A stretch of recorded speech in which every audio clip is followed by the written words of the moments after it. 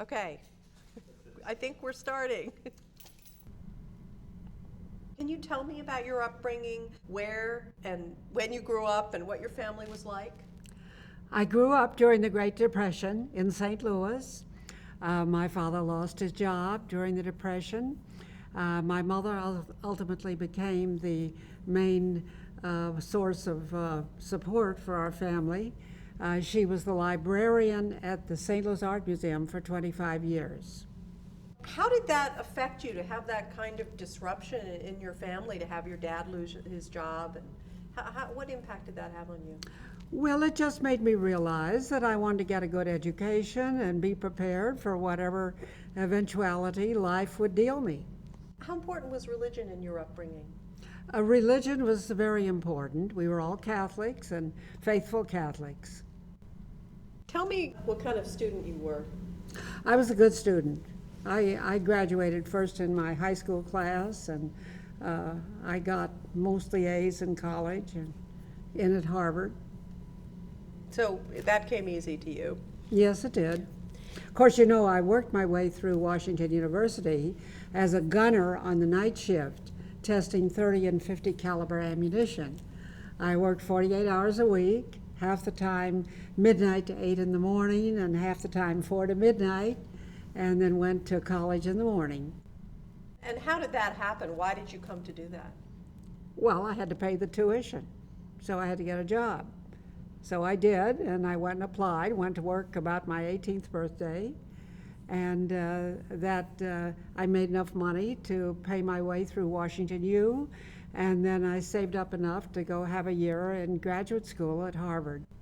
That job was kind of like the Rosie the Riveter job, right? Sort of, except I was in the building that was testing the ammunition. So I did all the different tests for the 30 and 50 caliber ammunition, the accuracy, the penetration, the aircraft function, and then I would examine misfires, the ones that didn't go off. I photographed tracer bullets in flight, and that's the way it was. I was trained to do that, and that was my job. Was that the beginning of your interest in military affairs, national security? I would say yes, it certainly was. I mean, you've been called one of the great grassroots organizers of our country. Was there a moment when you realized that you had a particular talent for organizing people and issues, around issues? No, actually, I grew up very shy. I was not a very social person or a very a person who organized anything. And when I got into the political fight, I then began to come out of a shell, and my first venture into politics was the 1946 congressional campaign, when I ran the campaign of a Republican candidate in the city of St. Louis. And he won. That was a big Republican year. Things were simple in those days. I was the campaign manager, the speechwriter, the scheduler, and it was very victorious, and politics have been my hobby ever since. Tell me just a little bit about your husband. You'd had a lot of suitors. What was special about him? It was a very lovely intellectual companionship as well as everything else. And he was very supportive of everything I did. In fact, somebody asked him one time, why do you let Phyllis run for all these offices? And he said, oh, she can run for anything she wants, just so she doesn't win. So I did run for Congress a couple of times and didn't win. You But thought they were you good. would, though, didn't you? At one point, didn't you think you were going to win? Yes, it was pretty close, but it was a great learning experience. I tell people when you run for office, there are three possible solutions. You win, you lose, or you learn. And it was a learning experience for me. How did you manage to do this with your family? Well, most of my books I wrote after I put them to bed at night, after 10 o'clock at night. And were constant conversations with my husband. We had the telephone. Of course, this is pre-internet and all those other conveniences. But I made the Republican National Conventions one of my hobbies. I've been to all of them since 1952. And then when the Barry Goldwater campaign came along, I wanted the new delegates to that convention to know what had happened before. And that's why I wrote my little book, A Choice, Not an Echo, on an old standard typewriter, and sent it off to be printed as a paperback, and sold 3 million copies out of my garage. Tell me the thesis of that book. The thesis was the New York kingmakers were dictating who our candidate for president should be on the Republican ticket. And I lived in Illinois, and Illinois was solidly for Bob Taft in 1952. And basically it was stolen away from him then, and I wanted the delegates to the 1964 convention to know that kind of thing happened before and not to let it happen again, because again, Illinois was solidly for Goldwater. So what impact did that have, that book? The book brought millions of people into the conservative movement. Every week I meet some prominent person who says, Mrs. Schlafly, I came into the conservative movement reading A Choice, Not an Echo in 1964. And usually they say they were in high school then. And so it had a big impact on people. Now, 64 was a pretty productive year for you. Can you just summarize what happened in that year? Well, the Republican convention was in San Francisco. It was very exciting, and Goldwater was nominated. And then, of course, we all know he had a smashing defeat. And after that, conservatives began to believe that they could never really win with a real conservative. They had a defeatist mentality. That's why they took Nixon. They thought he was the best we could do. And meanwhile, I started the Phyllis Schlafly Report, now in its 45th year. It's a monthly newsletter. It looks just the same as it looked when I started it, and I would research something each month and write about it, and also with some chit-chat about politics. And in February 1972, the Equal Rights Amendment was moving through Congress, and I wrote one issue called, What's Wrong with Equal Rights for Women? And pretty soon I began to get telephone calls from friends around the country saying, Phyllis, I took your newsletter to our legislature and they defeated ERA. And then I realized we had something.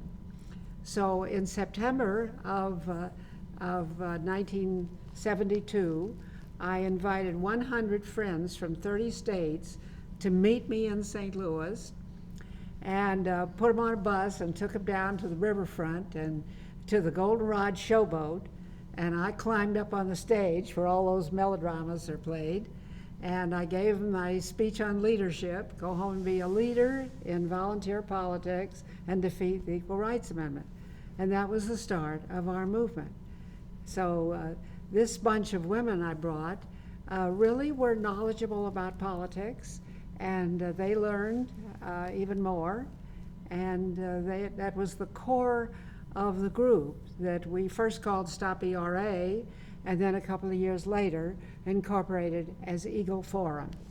So many people were in favor of the ERA. What was wrong with the ERA? Well, it was a takeaway of women's rights. It was a cheat. It was a fraud. I testified in 41 state legislative hearings, and there was never a single one who came in and said, this is a benefit that it will give to women. There was no benefit. In fact, the only time anybody bragged about benefit was the one who said that their state had a law that said that wives could not make homemade wine without their husband's consent, and ERA would remedy that. Well, now, I don't think we need to change the Constitution for old-fashioned laws like that. But there were real issues like the military draft. When ERA came out of Congress, we had a draft and we had a war. And I had sons and daughters who were about draft age, and my daughters thought this was the dumbest thing they ever heard. You're going to give women a new constitutional amendment, and the first thing is they have to sign up for the draft like their brothers? You got to be kidding. What other concerns did you have about the implications of the ERA?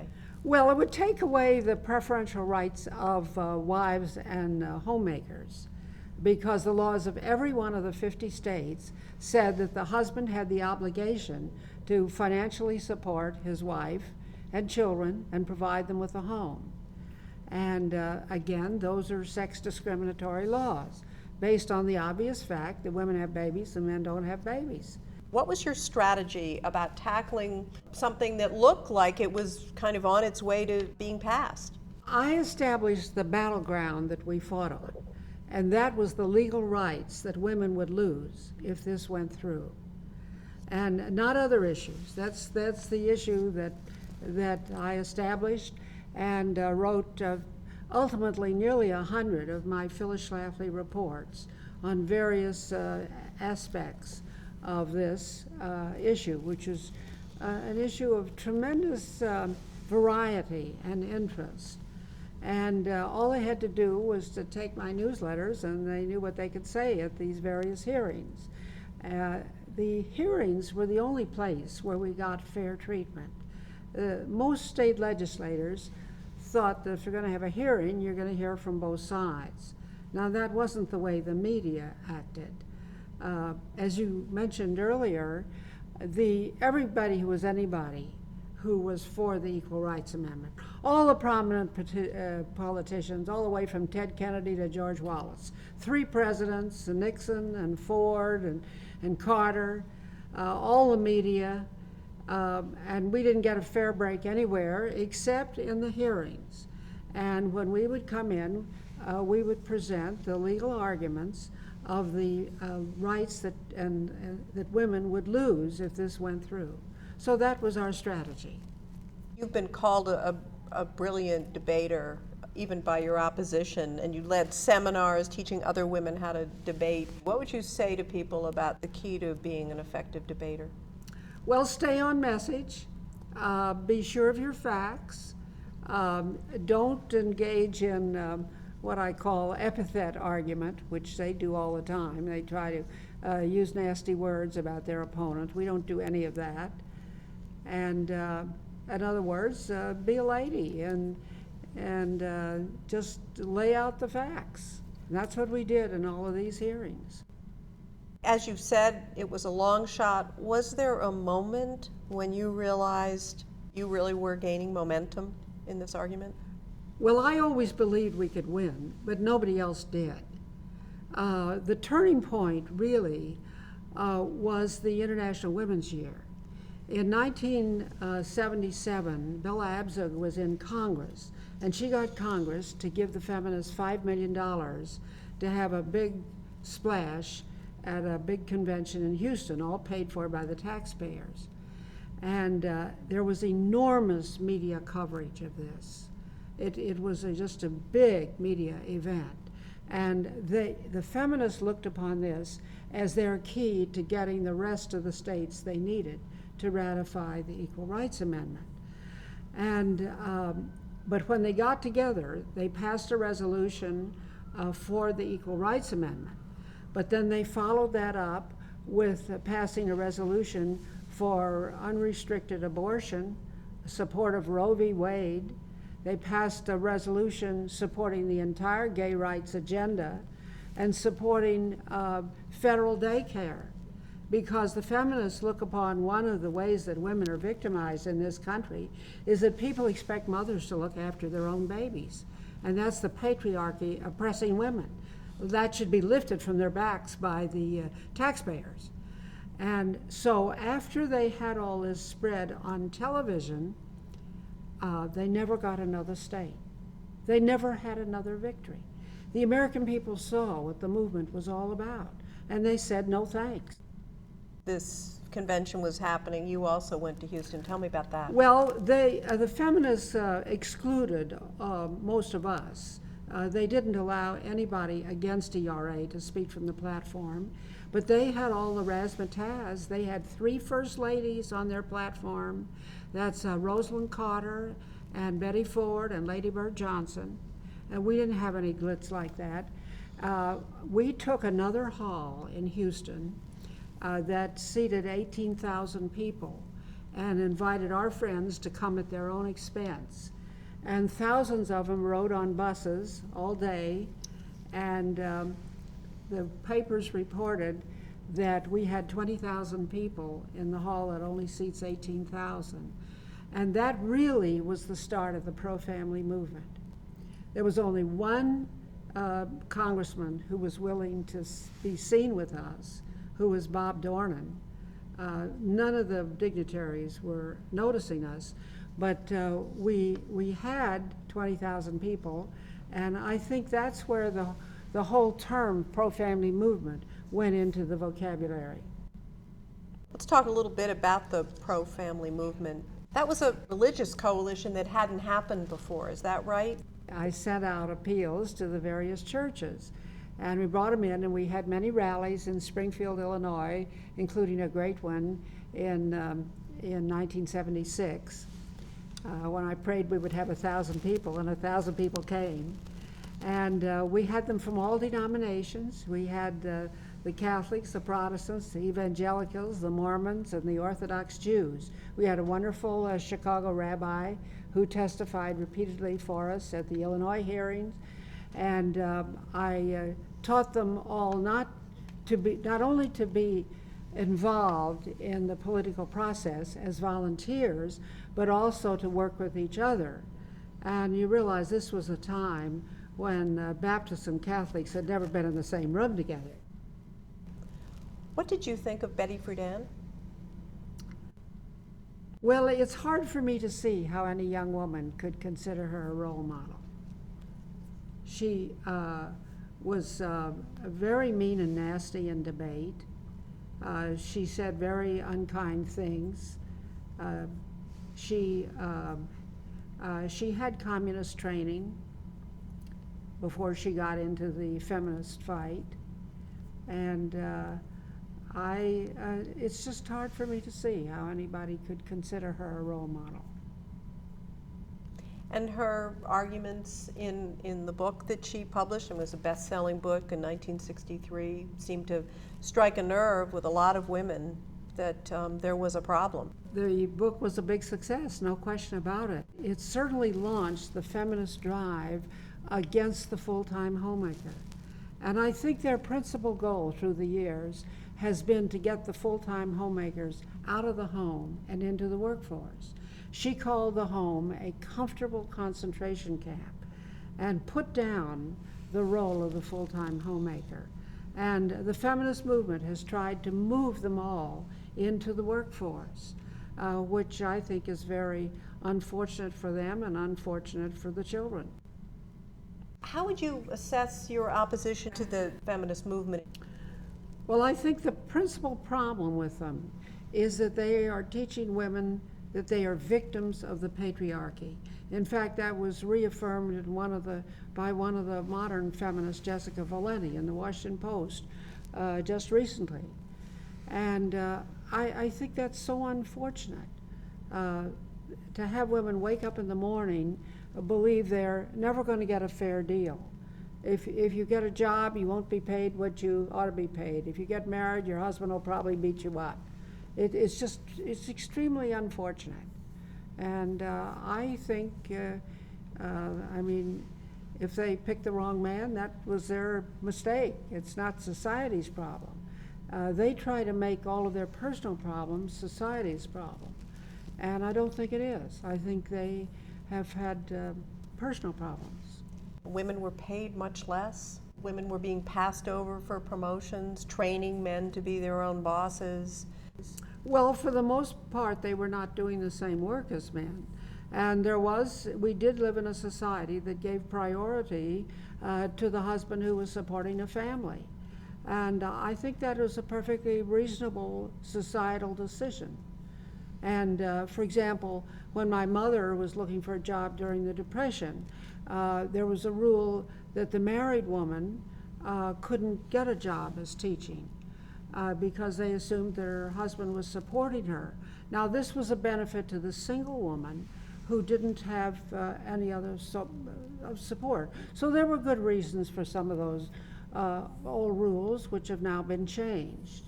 When we fought the Equal Rights Amendment, we had a big bunch of women who were factory women, blue-collar women, and they wanted the special rules that they had for women. For example, the special rule that they cared about the most was the rule that the women could not be made subject to compulsory overtime. And you know, there are many employers that find it more economical to simply work their main employees overtime instead of hiring new people. And the women wanted to keep that. Now, they've gotten rid of all of those separate rules now, which all the women who worked with us against ERA didn't want to lose those special privileges. Do you think we ought to go back to that time? Well, I'm not going to let them do what they think they want. I'm not going to make that decision for them. When you were fighting this battle against the ERA, did you feel underestimated at first? They definitely underestimated me. They did not believe I could win. In fact, I didn't have really any particular help from the conservative movement as it was then, because they didn't think it was possible to win. It became very personal and very mean, the battle. How did you keep your cool through that? I don't let these things bother me. I mean, they're the ones with the problem. Did you learn how to do that, or did you just or is that just the way you are? Well, I will say my husband helped me to learn to take controversy. He said, if you can't take controversy, get out of politics. Yet it's like a doctor who gets queasy at the sight of blood. I said to my doctor's son, do you have any medical students who get queasy at the sight of blood? He said, yes, we send them into psychiatry. Well, you don't want to be on the operating table when a doctor gets queasy at the sight of blood, and if you can't take the controversy, get out of politics. Did you ever say anything that you regretted? Did you ever go too far? I don't think so. I'm not into this thing of making personal attacks. I just stuck to the facts. Well, as a class of people, you didn't make a personal attack on people, but sometimes you would say some pretty nasty things about sort of feminists in general. Well, I do think the feminist movement is an extremely destructive movement. I think it has poisoned the attitudes of so many young women. And even today, these women's studies courses in college are teaching young women to plan their life career without any space for marriage, husband, and children. Now, you know, people can plan their life any way they want, but there are plenty of women, and you're seeing their tearful complaints all the time now, who get to be 35 and 40 years old, and they realize life is passing them by. The feminist movement tells them there isn't any biological clock. Well, there is. And it's unfortunate that they're giving all this wrong message to young women. Talk to me about Illinois, because it was important, probably the most important. It was the front line. It was the front line. Talk to me about rallying those troops in the rotunda. I mean, paint the picture for me. Well, you realize that this is pre-internet, pre-fax machine, all pre-email, all that sort of thing. They said Phyllis would send out her rotunda letter. Meet me in the rotunda at 12 o'clock on Wednesday, and so forth. And that's what I did, and we would get there, and then we would lobby the legislators. And once a year, we would have our bread day, and we would take them home-baked bread and give one to every one, whether they were for us or against us. And the feminists called that our dirty trick. But at any rate, it was a good move. It was pretty cute. The legislators were glad to get our bread. And we were nice to them. We sent them Valentines. We sent them nice notes. Meanwhile, the feminists were really pretty ugly, even to their own friends. And even the people who were sponsoring their amendment, they really weren't nice to them. And remember, toward the end, they went to the slaughterhouse and they got these plastic vials of bags of pig's blood and came back, and then they wrote on our marble floors at the Capitol the names of the people they hated the most. You can see that picture, I think, probably on my website or some of our videos. And we were nice to the legislators, and so I think that pays off better than being nasty to them. You had a different tactic. We did indeed. Do you remember that key moment can you describe to me the scene in the legislature when the battle was over? I remember they put Eleanor Smeal in front of the camera for Nightline and said, "Well, Miss Smeal, you told us it was going to pass. What happened?" And I remember she said, "There was something very powerful against us." Well, we won. And they tried, and then this was the day, you see, that President Carter was calling the Democrats and offering the Democrats public housing projects in their district if they would vote yes. And Governor Thompson, who was a Republican, was calling the Republicans and offering them dams, roads, and bridges if they would vote yes. And Mayor Jane Byrne, you remember her in Chicago, was calling the Chicago guys and telling them their relatives would all be fired from city jobs if they didn't vote yes. So that was a pretty heavy fence we had to climb. So how did that feel? Well, it felt like all our hard work was justified. Now, you used a number of arguments against the ERA. In the end, what do you think was the argument that resonated the most?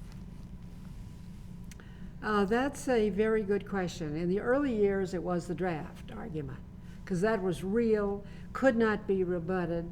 The feminists all admitted, they said that women wanted to be drafted. Of course, they didn't have any daughters. But as the time went on, the attack on the full-time homemaker became apparent.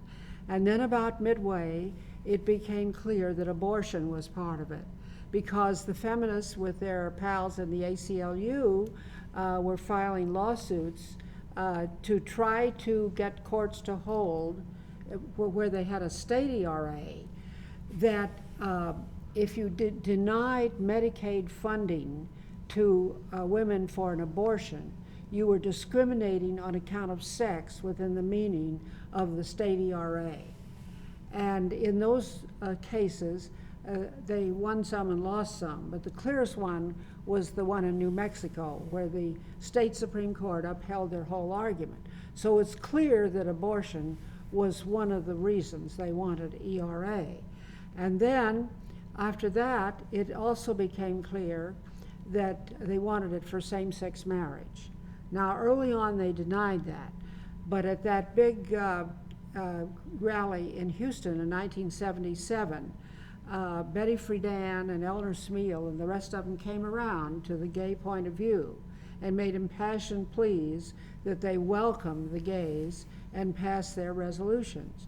So while early on, when I had suggested that possibility, they criticized me up and down as making things up, after 1977, they were admitting it, and it became an important part too. So I really think if ERA had been ratified, we would have had same-sex marriage 25 years ago. In some ways, you won the battle, but ultimately, was it a hollow victory in any way? No, it was a tremendous victory, because it would have given new power to the courts to redefine words like sex and words like equality, and make these decisions that ought to be made in the legislative process. No, it was a tremendous victory, and we're very glad that we have it. Now, the feminist movement has continued, no question about that. And that's why I wrote my new book, The Flip Side of Feminism, to show how really destructive it is. It has hurt generations of women, And feminism is what's taught in all the colleges. It's seeped into everything. And again, it's giving women the wrong view of society, the wrong view of men, the wrong view of marriage, the wrong view of how to plan their life. Now, I don't say everybody has to be married, but we just have so many examples now of women who get older and then are so bitter about it. Take Germaine Greer, one of the intellectuals of the feminist movement. And she's bitter as she can be that she doesn't have a baby. And she said she tried so hard, and I have the medical bills to prove it. And some of these women I debated are now very bitter about it. But feminism taught them wrong. And well, I hope we can help them to see that it's better if you plan your life to give you what you really want. And you, most young people don't have any idea how your life really changes when you have a baby. I remember when my son and his professional wife called up one day after they had their first baby, "Mother, why does the baby sleep all day and stay awake all night?" Well, it was a big shock to them. They were totally unprepared. Feminist movement considers itself one of the great movements for human rights. Well, we have moved from a society that is maintained by husbands and fathers who are supporting their family. And now we have a 41% illegitimacy rate, which means that the taxpayers are supporting the kids.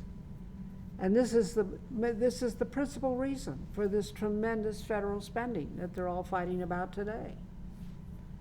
If the husband provider's not around, the taxpayers are going to have to pick up the tab. And you're saying that's because of feminism Yes, that this has happened? Principally because of feminism, but also because of the federal subsidies that are given to single moms. Federal subsidies. As Ronald Reagan said, if you subsidize something, you're going to get more of it. And we've been subsidizing non-marriage through the welfare system for years, and as a result, we're having more non-marriage. Some historians have argued that in some ways the amendment became irrelevant because of what Ruth Bader Ginsburg and other lawyers did in using the equal protection clause of the 14th Amendment in fighting some discrimination in the laws, that many laws were changed anyway. Was the ERA really kind of irrelevant? Well, many laws were changed, which shows we could do it if we want to do that without any ERA. But Ruth Bader Ginsburg would never say it was irrelevant. She had a couple hundred pages of telling you all the changes it would bring about.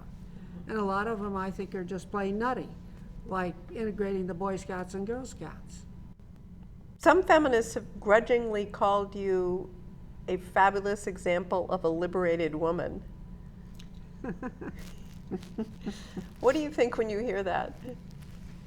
Well, I've had a very supportive husband. And the women who are successful mostly have had that advantage. I can't help it if the feminists don't know how to pick good husbands. But you look, Margaret Thatcher had a very supportive husband, and she got a great career. You don't hear the feminists bragging about really successful women. They are not for women's success because they don't believe women can be successful. They think women are ground down by the patriarchy. What do you think the difference is between men and women? I think there's so many differences. It starts in the cradle. And it's very unfortunate the way the feminists dominate even the elementary school and pretend there's no difference between girls and boys. And they have the attitude that little boys in school are just unruly girls, and they have to make them behave like girls. But boys won't behave like girls. And when they don't behave like girls, then they want to give them a drug to make them pay attention. It's very unfortunate. Are your daughters and sons living a different kind of life than you led? How is their life different? Well, I'm sorry that the younger generation doesn't have as many children. And of course, you see this everywhere. We've got this great dearth of babies in this country. And I only have 14 grandchildren. I ought to have 36. And I don't know why that is. I've always let my children live their own lives. One of your sons has said that he is a homosexual. In the past, you called homosexuals perverts. Has his coming out changed your attitude about homosexuality? No, I think it's not right. But a lot of them are very fine people. My son is a very fine man, and he does work with me in Eagle Forum, does a wonderful job. He's both a lawyer and an accountant, and he is extremely valuable. And he does understand the importance of traditional marriage, which he's willing to speak up for. So, again, I let my children live their own lives. What do you think are the challenges that face the next generation of women?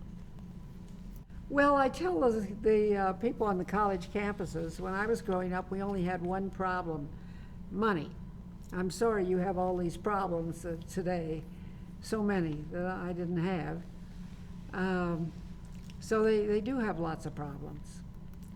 And some of them, I guess, of their own making. But some of them are the way society has moved, which I don't think is an improvement. What do you mean by that? I mean, you look really sad about it. I mean, what problems are they facing? Well, you think of the millions of children in this country who are growing up without fathers. It's just a national disaster. I mean, I have heard you acknowledge the reality that in today's economy, the single income often can't support a family the way it could, 50 years ago. Given that, do you think that there has to be an accommodation between the roles that men and women play? Well, I don't think that's moving in the right direction. We had an economy where husbands and fathers supported their family. Now, our government is encouraging girls to have babies without husbands.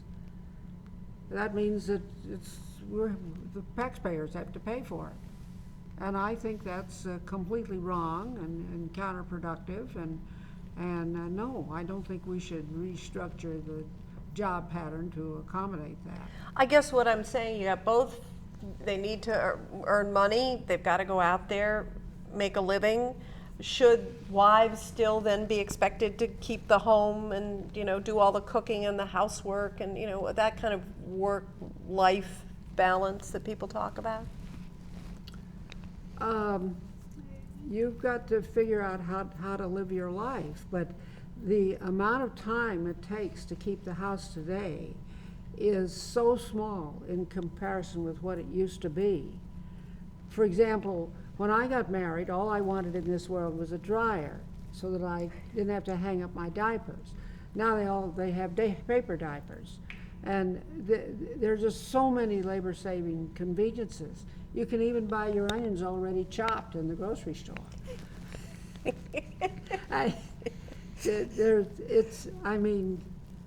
don't know what these housewives have to complain about.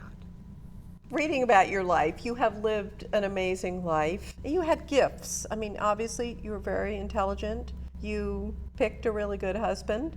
There are women who are less fortunate for whatever reason. Either they make a mistake or they just were born into a different circumstance. How do you advise them to prepare for the uncertainties of life? Not everybody can expect to have Prince Charming come along, marry them, and support them. Well, I grew up thinking that I wanted to get myself educated so I could support myself if that's what my life was going to be. And that's what I think people ought to do. But if you pick a job that's going to require 24/7 obligation, that's going to may interfere with what you later on decide you want to do. And so life's full of choices. I don't necessarily think it's possible to balance all of this. But the idea that you can have a full-time career at the same time that you're raising little children, I think is really not possible. What's the one piece of advice that you would give to a young woman today? I would hope that young women would plan their life in a way that would have some space for marriage, for a husband, and for children. Because in the normal course of events, when you get a little bit older, you're going to want that in your life. And if you haven't arranged for a space for that, you're going to have a hard time fitting it in. We know what you wound up doing with your life. What did you want to be when you grew up? I'm not a person who had my whole life planned out or a single goal that I was chasing. I took one step at a time, and each time I took a step forward, I saw the options that were out there and tried to make what I hoped was the right choice. But I really did it step by step. I am not one of these people who had a whole life plan with a single goal at the end. What's the accomplishment that you're most proud of? I'm very proud of my family, of my 6 children, of building a happy home for them and a happy home for my husband. But if you're talking about politics, I would say teaching the conservative movement that it is possible to win. I think that was a real accomplishment, and that would be the one I'm most proud of.